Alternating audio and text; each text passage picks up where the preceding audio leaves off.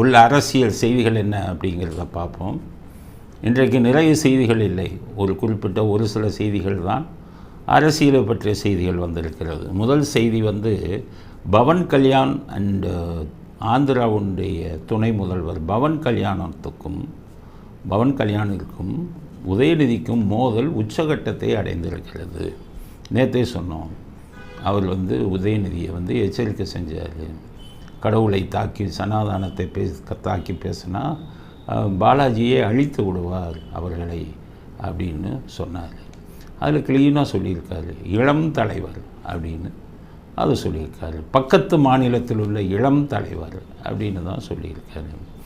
ஆனால் உடனே உதயநிதி அவங்க வக்கீல் டீமை வச்சு ஒரு புகாரெல்லாம் கொடுத்துட்டார், ஒருமையில் பேசினார். நேற்றே சொன்னோம். ஆனால் அன்னைக்கு கொடுத்த பேட்டியிலேயே அவர் இன்னொரு கருத்தை சொல்லியிருக்காரு. அந்த வீடியோவில் பவன் கல்யாண் யாரை சொல்கிறாருன்னு தெரியலங்கிறாரு. எப்படிப்பட்ட நடிப்பு பாருங்கள், சினிமா நடிகர் இல்லையா?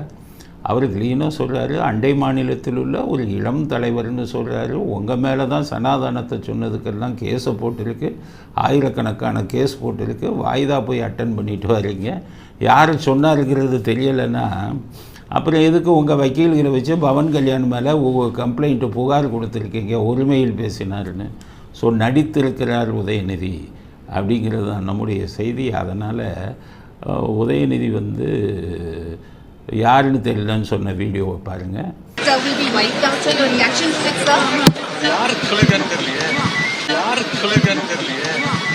அதுக்கப்புறம் உதயநிதி சனாதானத்தை பற்றி மலேரியா, டெங்கு இது மாதிரி அழிக்கப்பட வேண்டியதுன்னு சொன்ன வீடியோவை பாருங்கள்.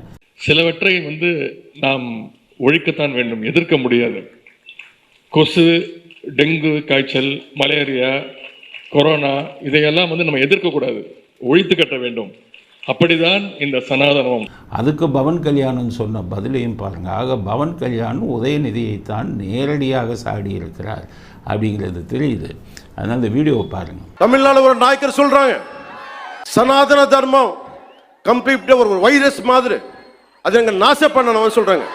இதை ஞாபகம் வச்சுக்கோங்க. Whoever said this, let me tell you, sir, you cannot wipe out Sanatana Dharma. I will tell you why. By the end of my speech, I will tell you why you cannot wipe out Sanatana Dharma. If anyone tries to wipe out Sanatana Dharma, let me tell you, from the feet of Lord Balaji, you will be wiped out. ஆக இந்த வீடியோவிலிருந்து பவன் கல்யாண் நேரடியாக உதயநிதியை சாடி இருக்கிறார். என்ன விஷயம்னு கேட்டிங்கன்னா, தமிழ்நாட்டில் ஒரு ஆள் கூட இல்லை இந்த மாதிரி பேசுகிறதுக்கு. உதயநிதியை ஒரு அண்டை மாநிலத்தில் உள்ள துணை முதல் மந்திரி தான் உரிமையுடன் இதை பேசியிருக்கார். இதோட பெரிய வேடிக்கை என்னன்னு கேட்டிங்கன்னா, இவர் பவன் கல்யாண் இவரை தாக்கும்போது எம்ஜிஆரை மிக உயர்த்தி பேசி ட்விட்டரில் போட்டிருக்கார். அதில் சொல்லியிருக்கார், இந்த நேரத்தில் நான் எம்ஜிஆரை நினைத்து பார்க்கிறேன். எங்கள் வாத்தியார் நான் ஸ்கூலில் படிச்சுக்கிட்டு இருக்கும்போது எம்ஜிஆர் இங்கே முதலமைச்சராக இருந்தார். அவர் திருக்குறள் ஒன்றை சொல்லி அந்த திருக்குறளுக்கு ஏற்றபடி வாழ்ந்து கொண்டிருக்கார் எம்ஜிஆர்னு பல விஷயங்களை சொன்னார். அப்போவே எம்ஜிஆரை நான் கவர்ந்தார் அப்படின்னு சொல்லிட்டு இன்றைக்கி இப்படிப்பட்ட ஆட்கள் ஆட்சிக்கு கொலை பண்ணிக்கிட்டு இருக்காங்க ஜனநாயகத்தையே அப்படின்னு சொல்லி அதிமுகவுக்கு வாழ்த்து சொல்லியிருக்காரு. நான் எதுக்கு இதை சொல்கிறேன்னா, அதிமுக தொண்டர்கள் அத்தனை பேர்த்துக்கும் சொல்கிறேன், பவன் கல்யாணத்துக்கு சப்போர்ட் பண்ணுங்கள். அதிமுக தலைவர்கள் எடப்பாடி எல்லாத்துக்கும் சொல்கிறேன், உதயநிதிக்கு எதிராக பவன் கல்யாணத்துக்கு சப்போர்ட் பண்ணுங்கள். அவர் ஒரு ஆள் தான் இவர்கள் செய்யக்கூடிய அநியாயங்களையும் அக்கிரமங்களையும் குரல் கொடுத்து கொண்டிருக்கிறார். அவருக்கு ஆதரவு கொடுப்பது தமிழ்நாட்டில் உள்ள பிஜேபி எல்லாருக்கும் சொல்கிறேன், எல்லா கட்சிக்காரர்களுக்கும் நமக்கு தார்மீக பொறுப்பு. அவர் ஒருத்தர் தான் இன்றைக்கி சினிமா துறையில் அவர் எதிர்த்து குரல் கொடுக்கறதுக்கு ஒரு ஆம்பளை இல்லை. இந்த இவர் மட்டும் விஷால் மட்டும் கொஞ்சம் பேசினார். யாருக்குமே இது இல்லை, சொரணை இல்லை. கமலஹாசன் போல ஆளுங்களே காலில் போய் விழுந்துட்டு இதை போய் கொடுக்குறாங்க, படத்தை ரிலீஸ் பண்ணி கொடுங்க. இப்போ வர ரஜினிகாந்த் படம் கூட அவங்க தான் ரிலீஸ் பண்ண வேண்டிய, லைக்கா மாதிரி கோடீஸ்வரர்களாலேயே முடியலை, அவங்ககிட்ட தான் பேசிக்கிட்டு இருக்காங்க. ஸோ இப்படி ஒரு குடும்பத்தின் ஆட்சி சினிமா துறையை இது பண்ணிகிட்டு இருக்கும்போது இப்போ பக்கத்து மாநிலத்தில் இருப்பவர் எதிர்த்து குரல் கொடுக்கிறார். தமிழ்நாட்டில் இருக்கும் அத்தனை பேரையும் நான் சொல்கிறேன், நாம் பவன் கல்யாணத்துக்கு ஆதரவாக குரல் கொடுக்கணும். இப்போ என்ன பண்ணியிருக்காங்க, பவன் கல்யாணும் உதயநிதியை பற்றி தான் பேசினார், சனாதனத்தை திட்டினதுக்கு திட்டுறாரு.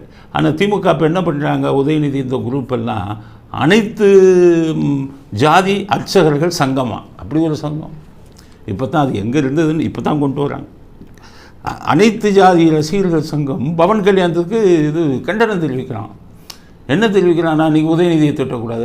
அனைத்து ஜாதி அர்ச்சகர்கள் சங்கம் உதயநிதி ரசிகர் மன்றமாக மாறிடுங்க. உங்களை யார், நாங்களும் பிராமணர்கள் இல்லாதவங்க தான், என்ன நீங்கள் ஜாதி இதுன்னு வந்தீங்கன்னா வாங்க பேச்சுக்கு வாங்க, உதயநிதி ரசிகர் மன்றம்னு மாறுங்க. பவன் கல்யாணத்துக்கு குரல் கொடுக்குறதுக்கெல்லாம் உங்களுக்கெல்லாம் என்ன தகுதி இருக்குது? இது ஒரு பொது பிரச்சனை. ஒரு மதத்தை பற்றின ஒரு விமர்சனம். வைரஸ், டெங்கு, மலேரியான்லாம் அவர் சொல்லுவார், விட்டுக்கிட்டு இருப்பாங்களா? பக்கத்தில் உணர்வு உள்ளவர்கள் கேட்குறாங்க. ஒட்டுமொத்த தமிழக மக்களுக்கும் சொல்கிறேன், நம்ம அத்தனை பேரும் பவன் கல்யாணத்துக்கு தான் ஆதரவாக இருக்க வேண்டும், ஆதரவாக பேச வேண்டும். குறிப்பாக எம்ஜிஆர் தொண்டர்கள், அதிமுகவுக்கு அத்தனை பேருக்கும் சொல்கிறேன், எம்ஜிஆரை வழிகாட்டின்ட்டார் பவன் கல்யாண். அதனால் அத்தனை அதிமுககாரங்களும் பவன் கல்யாணத்துக்கு கை கொடுங்க. பிஜேபி எல்லா ஒட்டுமொத்தவங்களுக்கும் நான் சொல்கிறேன், பவன் கல்யாணுக்கு அவர்களுக்கு நம்ம கை கொடுக்க வேண்டும். அதில் இப்போ இன்னும் ஒரு வார்னிங் கொடுத்துருக்கார், எச்சரிக்கை. பவன் கல்யாண் அவருடைய ட்விட்டரில் அவருடைய ரசிகர் மன்றம் ஒருத்தர் பேரில் ரஜினிகாந்த் பேசுகிற மாதிரி ஒரு கருத்தை வெளியிட்டிருக்கார். இதை முழுவதும் பவன் கல்யாண் செஞ்ச விஷயம். எப்படிப்பட்ட வீடியோ போட்டிருக்காங்கன்னா, பாபா படத்தில் ரஜினிகாந்த் பேசின ஒரு சீன் எதற்கோ ஒருத்தரை பார்த்து அந்த வீடியோவை போட்டு அதில் பவன் கல்யாண் ரசிகர்கள் ரஜினிகாந்த் மாதிரியே குரல் கொடுத்து ஒரு வீடியோ போட்டிருக்காங்க.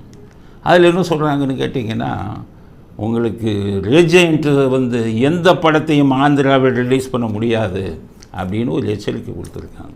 இது சும்மா வெறும் ரசிகர்கள் கொடுத்த எச்சரிக்கை இல்லை, பவன் கல்யாணே நேரடியாக கொடுத்துருக்காரு. அதனால் இன்னமே நீங்கள் எந்த படம் ரெஜெண்ட் வந்தால் எங்கள் இதில் ரிலீஸ் பண்ண முடியாது. நம்ம தமிழ்நாட்டில் தான் அது இல்லையே, பாவம். எத்தனையோ விநியோகஸ்தர்கள் வயிற்றில் அடிச்சுட்டாங்க, எத்தனையோ தயாரிப்பாளர்கள் வயிற்றில் அடிச்சுட்டாங்க. மைனாங்கிற படமெல்லாம் பார்த்திங்கன்னா 2 கோடியில் இருக்காங்க. அது அடிமாட்டு விலைக்கு வாங்கி ரிலீஸ் பண்ணுறதுக்கு தியேட்டர் கொடுக்காம ரிலீஸ் பண்ணி 20 கோடி சம்பாரித்து கஷ்டப்பட்டு படத்தை எடுத்த தயாரிப்பாளனுக்கு அந்த 2 கோடி தான் கிடைச்சது. எவ்வளவு பணம் செலவு பண்ணி படத்தை எடுத்தார்களோ. ஆனால் இடைத்தரகரான ரெஜெண்ட்டுக்கு 18 கோடி கிடைச்சது. இதுதான். ஆனால் இங்கே இருக்கிறவங்க யாருமே எதிர்த்து குரல் கொடுக்கறதுக்கு தைரியம் கிடையாது. பவன் கல்யாணம் கொடுக்குறாரு, ஆந்திராவுக்கு பாருங்கிறார். அதனால் இருவருக்கும் பவன் கல்யாணுக்கும் உதயநிதிக்கும் அருமையான போட்டி. ஆனால் இந்த போட்டியை பற்றி இந்த கூட்டம் கவலைப்படுமா?